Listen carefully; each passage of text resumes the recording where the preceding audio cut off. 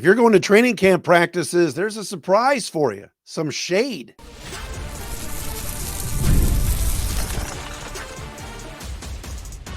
You are Locked On Lions, your daily Detroit Lions podcast. Part of the Locked On Podcast Network, your team every day. What's good, everybody? Matt Derry with you. It is another installment of Locked On Lions right here on the Locked On Podcast Network, your team every day on a Tuesday, July 23rd. It's reporting day into Wednesday, July 24th. Thanks for making us your first listen, checking us out wherever you get your podcasts, and that includes those of you that subscribe and watch us for free on our Locked On Lions YouTube channel. Thank you for doing that. If you're on Spotify, if you're on Apple, wherever you get your podcast, thanks for listening, watching. Shout out to our everydayers who watch and listen every day, support the show. We appreciate you. Today's a big day. Dan Campbell walked into camp today. He reported, well, he goes into work every day, but you know what I mean, in a Pistons t-shirt and a Detroit Army hat. Shout out to my friends at Detroit Army. They know who they are. Todd and the crew, we love them. But hey, this is very, very exciting stuff. Players reporting today. First full squad workout tomorrow down in Allen Park. Follow us on Twitter at Derry Speaks, at Locked On Lions, Matt Derry Facebook fan page as well. Locked On Lions today brought to you by FanDuel. Make every moment more as playoffs are done. The sport stops sporting right now like we want them to, but this summer FanDuel is hooking up all customers with a boost or a bonus daily. That's right. There's something for everyone every day, all summer long. Visit FanDuel.com to get started. If you missed yesterday's show, Justin Rogers was with us. He was fantastic. It was a great interview. The former now Lions beat writer at the Detroit News is starting up his own Substack or his own newsletter, if you want to call it, DetroitFootball.net, the Detroit Football Network with Justin Rogers. I've subscribed. You can too. Just go to DetroitFootball.net and subscribe. It's like $80 for the year. And you get all the great content from Justin delivered right to your email inbox. Including in that is the news that took place today, announced by 1222 himself, Lions team president Rod Wood. And for those of you that are new to the show and don't understand, and I'll hold up the sign here for a second, but we coined many years ago when I worked at Detroit Sports 105.1, I used to refer to 222 Republic Drive as 222 Keenest Drive in order of our old buddy Bill Keenest, the longtime Lions VP of Communications. Bill was broomed out years ago, and we renamed it 222 Rod Wood Drive. One of our everydayers and a great friend, Turner Batdorf, sent me this sign. And that's why we refer to it as 222 Rodwood Drive. Let's get that. Hold on a second. I got to get that right here. There we go. Anyway, that's why I refer to it as that. I've always called it 222. Anyway, today, the Lions made a big announcement. Rod Wood announced that the practice facility in Allen Park is now going to be referred to as the Meijer Performance Center. That's right. Meijer has stepped up to the plate and bought the naming rights to the Lions practice facility. So you'll now hear it being referred to as the Meijer Performance Center. And here's something funny. For all you folks out there that are complaining about how high food prices are and grocery prices are, Meijer's doing just fine. Y'all are paying the freight. Y'all are going to Meijer. They just bought the naming rights to the entire facility down at 222. So the Meijer Performance Center. Now, with that being said, Rod Wood and the Lions were trying and are trying and have been trying to move out of Allen Park and find a bigger area and a bigger spot to move the team's facility. Today, Rod Wood told the assembled media, quote, "I know there's always speculation about how long we're going to stay here. This is a long-term partnership. This is our home for the foreseeable future, and we'll continue to invest in it," end quote. Number one, they got a lot of money from Meijer, so now they can invest in it and do upgrades. I think they did about $4 million in revamping the training room and other upgrades recently. To Wood's credit, and you know I've been on Rod on this podcast for a while, but lately he's done a great job. The Lions have upgraded that facility very, very well. They did. And they upgraded Ford Field very well. So I got no issue with Rod at all when it comes to off the field and what he's done behind the scenes, because he's done a great job. He has. All right. The other thing, but so that's number one. Number two, the Lions aren't moving because nobody wants to put up nobody wants to give up the land, and all the offers they got sucked. All right, let's be honest here. I know there's some people saying, well, the Lions should be in the city. The offers they've had and the opportunities that they've gotten, like Canton, Bubkiss. I think they thought by putting it out there that they were looking, that they would get a lot of great real estate deals and offers. And so far, if they're saying they're staying in Allen Park, that means nothing's out there to their liking. That's number one or number two. Number three, Wood and the Lions, and everybody got to see it, not me because I wasn't down there, but all the reporters got to see it. The Lions have done some upgrades down there, which include covered bleacher seats and a 2-story VIP tent that have been put up down at the Meijer Performance Center. So now you're going to have bleacher seats on one side. You're going to have in one of the end zones. The VIP tent now is 2 floors, and that is covered as well. You know how hot it gets down there in Allen Park for those practices, training camp practices, to be covered by a little bit of a roof is pretty cool. So great job, Lions. Covered bleacher seats. Let's go. You, the fans that are going down there, including my man John Dyer, he's an everydayer, and others, will be treated to some shade instead of always having to be out in that hot sun. And the Lions have done a heck of a job. Other facilities have a lot more seating and everything else. The Lions have done all they could to get as many fans in there as possible, because right now it's a hot ticket. Was it Jeff Rieger the other day on 97.1 was doing a topic about 90 was doing a topic about would you sell free training camp tickets? Like put them on eBay or put them online and try to make money on it because they're free. Hey, it's capitalism. I mean, it's probably not right, but it's a hot ticket. People want to go. So first training camp practice, not open to the media yet, or not open to the public yet. Tomorrow morning in Allen Park, team reporting, all the veterans, all the rookies, everybody's got to be there today. Tonight they'll meet and everything else. And then tomorrow on the field for the first practice. Football is here. We've made it. We have made it. And so I'm very, very excited about that. All right. Coming up as well on the show today, USA Today did their predictions. Every year they put the predictions out there. The Lions are not predicted to win the division, according to USA Today.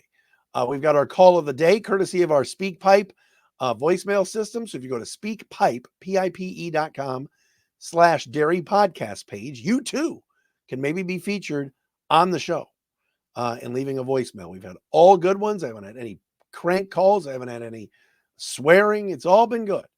So appreciate you guys for chiming in and behaving. But that's what I expect with my listeners. I love it. Our listeners are going to be coming on here and being mean or you know, I know the last 9 years in this country, decency's gone. I get that. But hey, we've got decency on this show. We've got nice listeners and viewers. So thank you for doing that. Also, Jordan Love, reports say, Adam Schefter out there reporting, there's a chance Jordan Love could be the highest paid quarterback by the end of the week. I think that's absurd. We'll get into that as well right here on this Tuesday edition of Locked On Lions. Again, if you missed Justin Rogers yesterday, go back and watch and listen. He was absolutely great and very, very open about his leaving the Detroit News. He wanted to get paid properly, and it didn't happen. So there you go. All right, coming up next, let's get into some football here. The Lions predictions. USA Today dissing the Lions. We will tell you what their win-loss record is according to USA Today and their predictions next.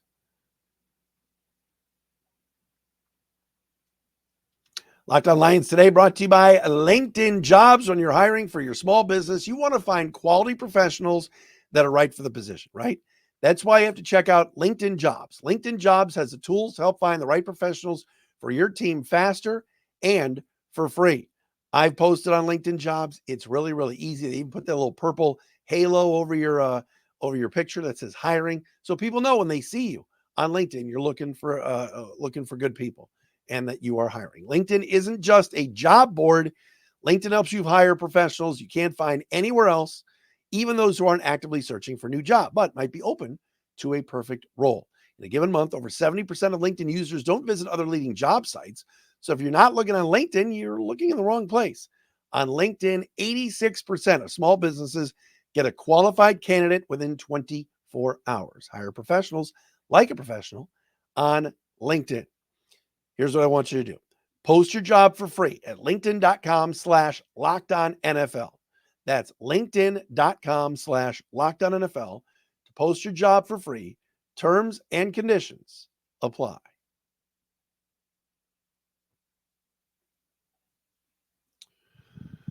Hope everybody's having a great Tuesday. 1 minute it's sunny, the next minute it's rainy. It's just been unbelievable this summer with the amount of rain that we've had, but we are back on Locked On Lions. Training camp reporting day today. First training camp practice tomorrow in Allen Park. They're not going to be in pads for a little while, but when they are, we'll be all over it and talk to you about it. I'm looking forward to everything. Everything. I can't wait for Vaki Town. Sione Vaki. I'm telling you, he's going to be the new Mr. August. Remember I dubbed Tim Boyle Mr. August years ago? Sione Vaki is going to be the toast of the town in August during the preseason. I just know it. I got to get those Vaki Town t-shirts. I got to call my boy Scotty Questions at Questionable Tees, and he and I got to get in on that. Love Questionable Tees. I believe they sent me this shirt. Shout out to them. All right, so saw this today. Got this sent to me by, as I like to refer to him as, the executive producer, one Nathan Litke. Shout out to Nate. Nate, hope you're feeling better, buddy. Apparently Nate is not doing great. He got injured again. He's always injured. But Nathan sent me this today from USA Today. And of course, I can't find it now. Oh, here we go. 2024 win-loss projections from USA Today. Every year, Nate Davis does this. I don't know if this was authored by Nate Davis, but I usually like seeing where this is. In the NFC, he's got the Niners winning the West at 13-4. NFC South, Falcons winning it at 9-8. NFC East, Philadelphia Eagles winning it at 10-7. AFC West, Chiefs 13-4. AFC North, Bengals win it 11-6. AFC South, Colts winning it at 11-6. How about that? And the Jets at 12-5, winning the Super Bowl over the Green Bay Packers.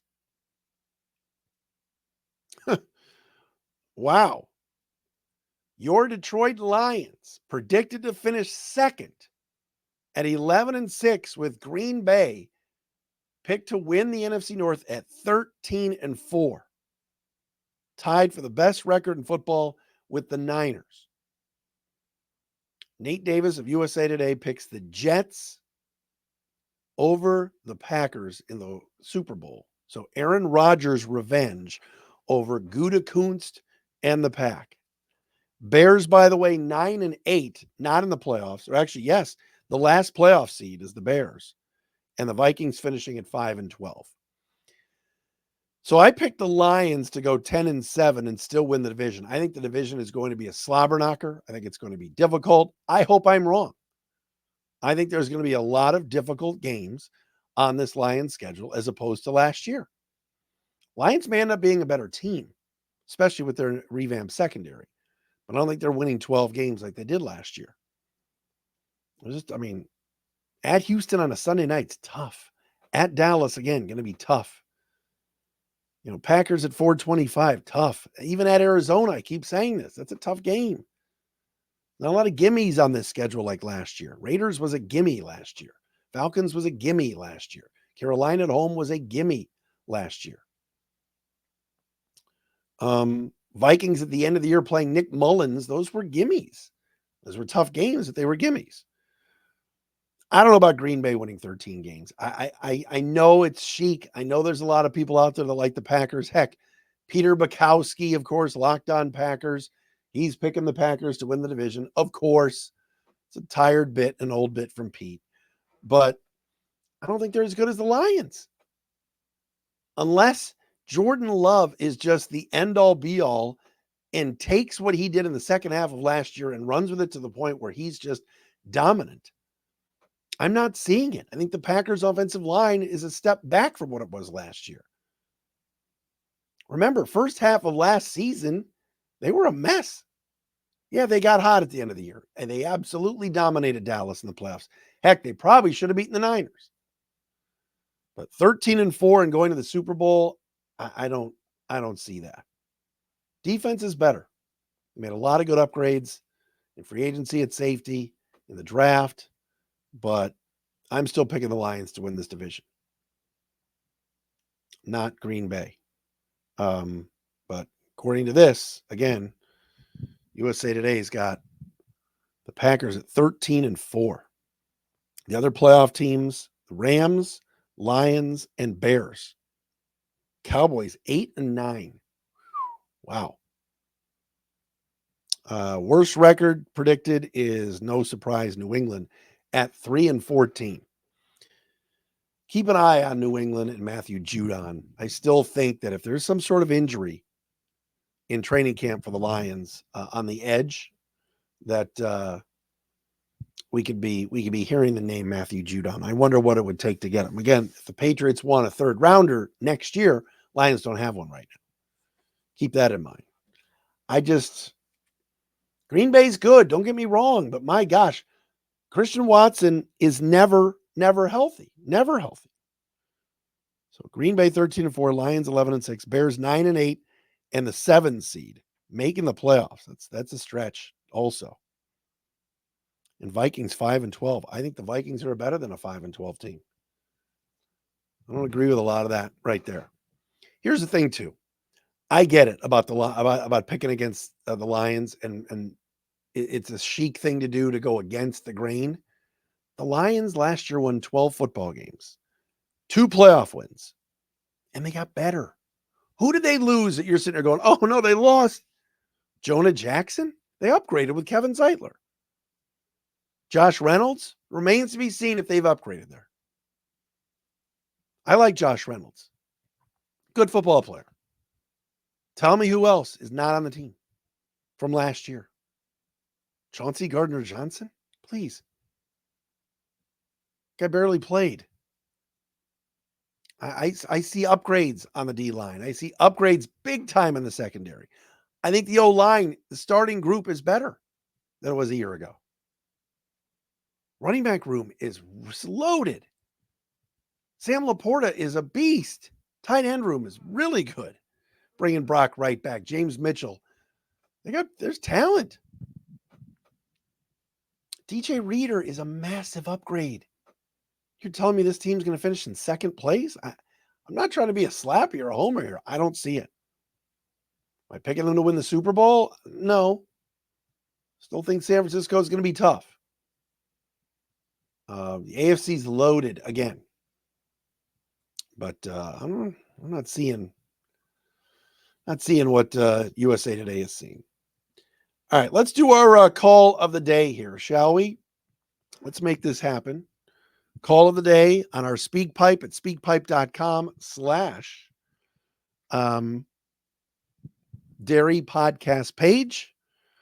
One of our everydayers checked in today. Ladies and gentlemen, Michael Fleischer. Take it away.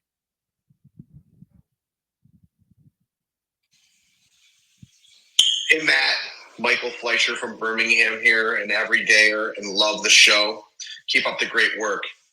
Quick question. As we get into the season, so much hype, so much potential this season for the Lions. What are your 3 biggest concerns about the team as we get ready to embark on this new season? That's a very good question. Thank you to Michael Fleischer in Birmingham for checking in on SpeakPipe today. 3 biggest concerns going into the season. Well, number one is the edge rushing, is the pass rush. the edge rushers outside of Aiden Hutchinson. Can they get home? Is there going to be enough pressure on the quarterback? I think DJ Reader's going to help in that department. I think Hutch is going to be better. I think that makes Aleem McNeil better, who's right now in a contract year. And I like the addition of Marcus Davenport, but I'm not sure he can stay healthy. So then who else is there?